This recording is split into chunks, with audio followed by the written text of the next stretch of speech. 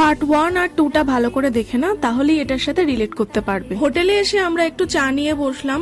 রুমে যা চায়ের উপকরণ ছিল সেটা দিয়ে বানিয়ে নিয়েছিলাম, আর এর সাথে আমরা অর্ডার দিয়েছিলাম চিকেন পকোড়া। ব্যালকনিতে বসে গল্প করতে করতে আমরা পকোড়াটা খাচ্ছি, তারপরে একটু এদিক ওদিক করে আমরা বেরোলাম ডিনারটা অর্ডার দিতে, কারণ আমাদের রুমে কোনো ফোন ছিল না।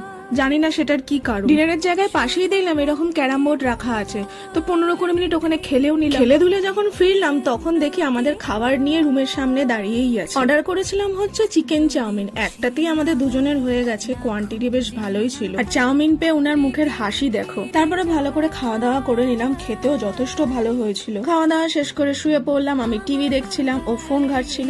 এইভাবেই সেই দিনটা আমাদের শেষ। পরের দিন আমরা সকাল 8টা কি 8:30টার দিকে উঠলাম, ফ্রেশ হলাম, তারপর চললাম ব্রেকফাস্ট করতে। ব্রেকফাস্টটা আমাদের কমপ্লিমেন্টারি। ঢুকেই দেখি ব্রেকফাস্টে লুচি ঘুগনি আছে, যেটা আমরা সকালবেলা একদমই পছন্দ করি না, তাই জন্য ধোসা অর্ডার দিলাম, আর তার সাথে ডিম আর কিছু ফ্রুটস খেয়ে ব্রেকফাস্টটা কমপ্লিট করলাম। তারপরে চা হাতে নিয়ে চলে গেলাম রুমে। তারপরে রুমে গিয়ে সমস্ত কিছু ভালো করে গুছিয়ে 10:30টার দিকে আমরা চেক আউট করে নিলাম। তো আবার দেখা হবে পরের কোনো ট্রাভেল মিনি ব্লগে, ততদিনের জন্য টাটা।